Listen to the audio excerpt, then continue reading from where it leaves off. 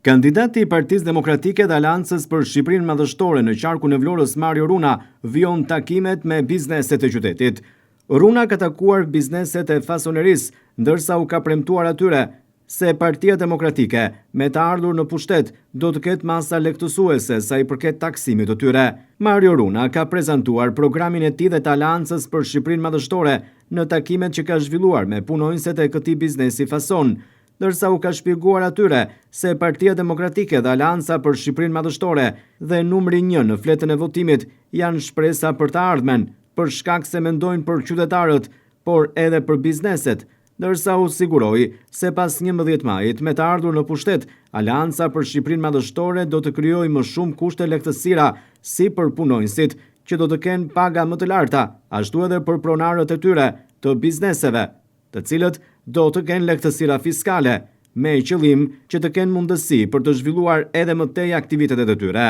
Kandidati Mario Runa vijon me intensitet kështu takimet jo vetëm me qytetarët, por edhe me bizneset dhe grupet e interesit.